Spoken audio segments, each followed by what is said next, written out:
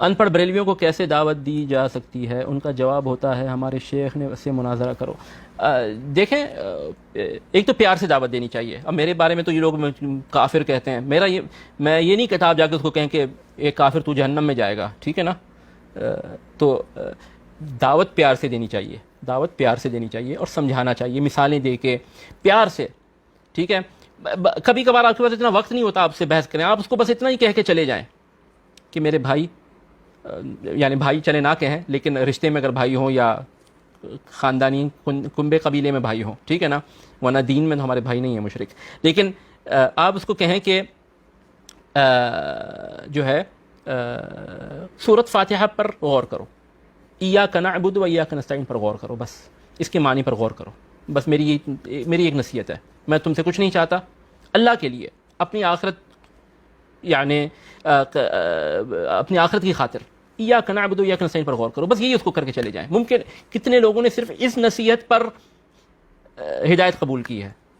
زیادہ بحث مت کریں، اور جتنی زیادہ بحث کریں گے اتنا وہ جو ہے نا معاملہ خراب ہوتا ہے، بحث کرنے سے فائدہ نہیں ہوتا، حق بیان کریں، بحث نہ کریں، کبھی بحث نہیں کرنا، بحث کرنے سے یعنی کوئی چیز واضح نہیں ہوتی، سینوں میں کینہ پیدا ہوتا ہے۔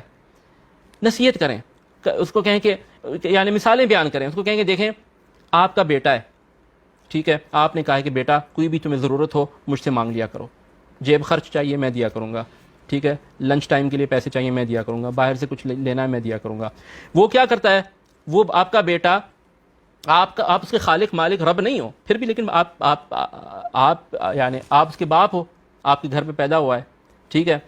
تو اگر وہ بیٹا پڑوس کے ہاں چلا جائے اور ان سے پیسے مانگے یا جیب خرچ مانگے، صبح اسکول کے لیے نکلے اور پڑوسیوں کا دروازہ بجائے اور کہے کہ مجھے جیب خرچ دیں، لنچ ٹائم کے لیے پیسے دیں، ریسیس کے لیے پیسے دیں، اور آپ کو پتہ چل جائے تو کتنا غصہ آئے گا کہ نہیں آئے گا؟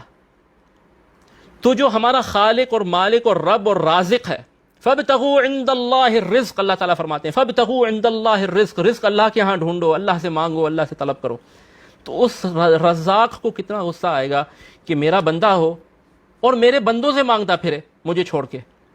بس مثالیں، یہ مثال دیں اس کو، ٹھیک ہے، پیار سے، یعنی اور اس کو پھر کہیں کہ جی احتیاط کا تقاضا کیا ہے، ٹھیک ہے؟ اب اگر آپ کے پاس سامنے 2 کھانے رکھے ہیں، ٹھیک ہے، ایک کھانے میں آپ کو پتہ ہے کہ اس میں بالکل ٹھیک ہے، کھانے میں کوئی خطرہ نہیں ہے، دوسرے کھانے میں لوگ کہتے ہیں کہ شاید اس میں زہر ہے، کچھ لوگ کہتے ہیں اس میں زہر نہیں ہے، تو آپ کون سا والا کھاؤ گے؟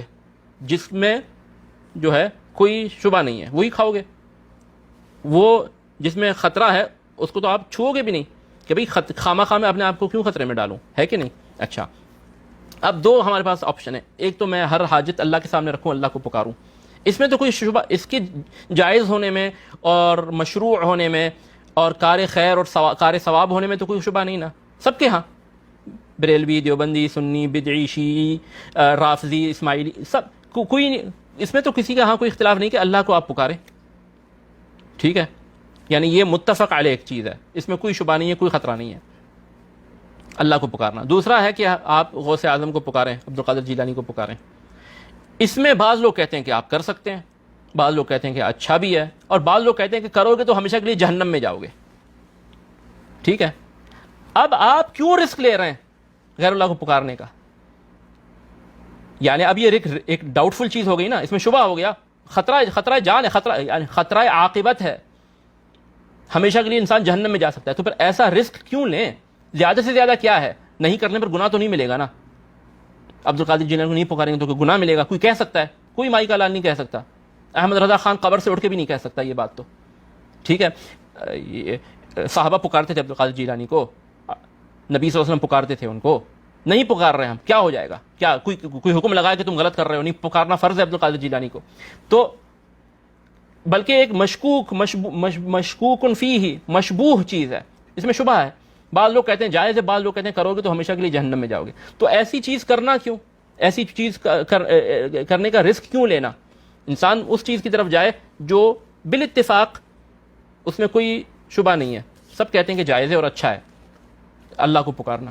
تو یہ جو ہے نا، اس طرح کی یعنی مثال دے کر انسان سمجھائے پیار سے، اور سمجھنے انشاءاللہ لوگ سمجھیں گے، اللہ کہ جو ہے جس کے پردے پڑ گئے یا اللہ نے اس کی مقدر میں خیر نہیں لکھا تو اس کے لیے تو آپ کچھ نہیں کر سکتے.